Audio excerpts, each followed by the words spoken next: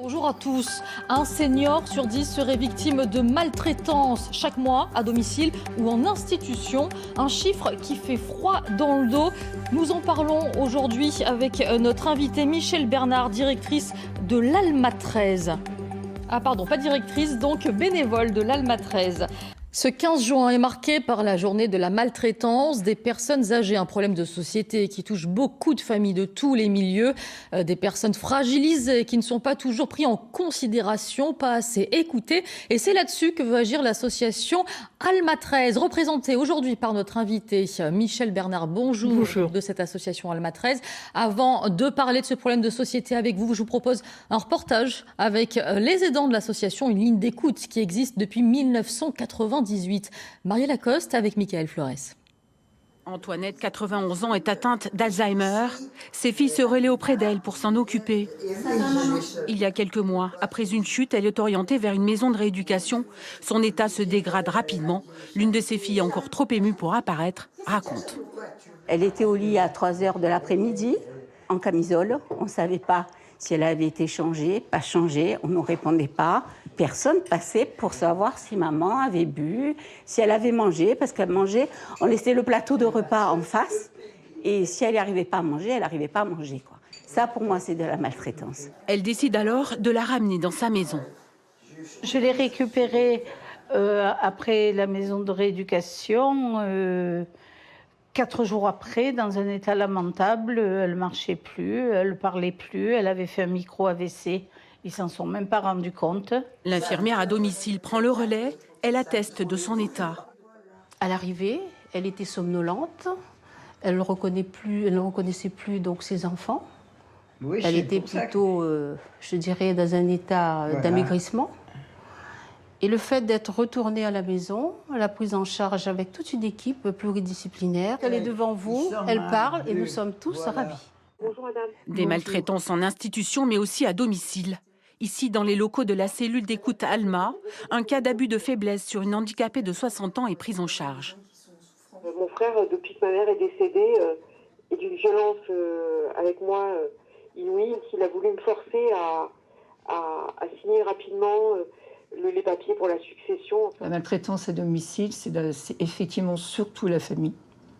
C'est récurrent. Et c'est une maltraitance qui peut s'avérer psychologique par des humiliations, par des privations de nourriture, par une violence physique et beaucoup par une violence financière.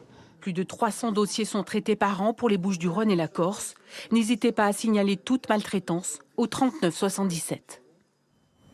Alors, tout ce qui est chiffres et statistiques n'apporte certes pas de solution, mais permettent de faire un état des lieux. Quelques chiffres avec vous, Loïc Perrier. Vous le voyez, l'Organisation mondiale de la santé estime que chaque année, près d'une personne sur 6 de plus de 60 ans est victime de maltraitance en France. La problématique représente près de 600 000 personnes. Alors quand on parle de maltraitance, dans la majeure partie des cas, à 33%, on parle de maltraitance psychologique, mais il existe également de la maltraitance physique et s'y ajoutent aussi des cas de négligence volontaire ainsi que de maltraitance médicale ou d'abus de faiblesse. Alors tous ces cas interviennent à majeure partie dans le cadre familial, dans 40% des cas. Mais du côté des soignants, l'OMS rapporte que plus des 2/3 d'entre eux déclarent avoir déjà commis un acte de maltraitance. Pour témoigner, il existe un numéro d'urgence mis en place par les pouvoirs publics, c'est le 39 77. Il reçoit 60 à 70 appels par jour en moyenne, mais bien souvent, malgré cela, les victimes et leurs proches n'osent pas parler de peur de représailles.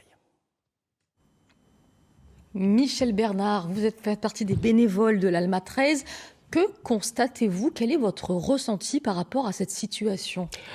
Écoutez, si je peux dire, c'est une situation que nous connaissons depuis longtemps, très longtemps. Nous avons le sentiment que les choses s'améliorent très, très doucement. Nous avons le sentiment que les autorités observent, réfléchissent, se concertent. Trop. Là, dernièrement, le ministre d'autonomie a fait des états généraux pour essayer de mettre un peu les problèmes à plat avec tous les acteurs susceptibles de donner leurs sentiments, dont le résultat doit être donné, je crois, ces jours-ci. Je ne sais pas ce qui va en sortir. Je ne sais pas. Mais on ne vous sent pas tellement... Personnellement, je suis un petit peu dubitative parce que c'est vrai que le problème est grave. Le problème est grave parce que c'est un problème qui relève de la société, tout simplement. C'est-à-dire de la société telle qu'elle est aujourd'hui? Telle qu'elle est aujourd'hui, oui, telle qu'elle est. Vous pensez à quoi? Le manque de temps? Le manque de temps, le manque d'argent, et aussi un problème qui est quand même très important à souligner, c'est-à-dire le problème du vieillissement. On est dans une société où l'agisme est très présent. Et l'agisme, il faut que ce soit très positif. À partir du moment où vous subissez une pathologie, que vous avez un vieillissement qui est difficile, vous rentrez dans une catégorie qui est difficile à gérer. Donc, ça entraîne d'autres problèmes. Et voilà, et ça tourne en rond, et ça tourne en rond. Quelles seraient, selon vous, les solutions à mettre en place dans un premier temps? À mettre en place. Bon, c'est vrai que nos instances dirigeantes essayent de trouver des solutions, mais de toute façon, on se heurte souvent à des problèmes financiers, à des problèmes d'organisation, il y a un tas de problèmes là, notamment sur les institutions. Mais moi, ce qui me choque beaucoup, et ça c'est vraiment, j'engage personnellement, c'est qu'il n'y a pas une réflexion, si vous voulez, profonde, globale sur la prise en compte du vieillissement. Parce que je me dis que on peut être confronté, vous, moi, un jour, à être victime. Hein. Ça peut arriver à tout le monde. Et qu'est-ce que vous conseillez aux familles qui sont confrontées à cela, justement?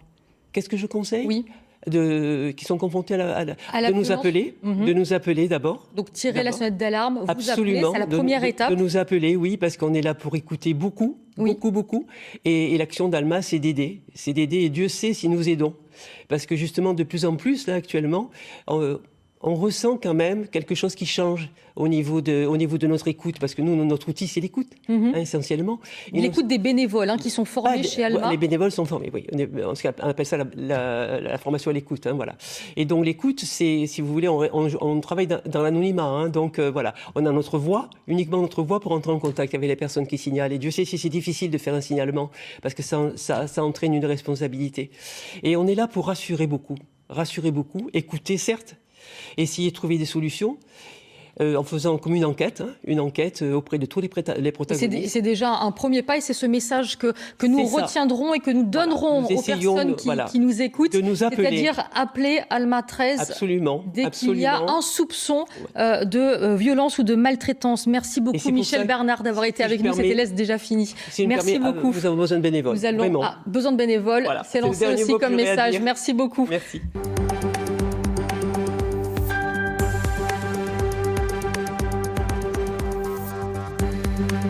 Retrouvez toute l'actualité de votre région sur paca.france3.fr et sur l'application ici par France Bleu et France 3.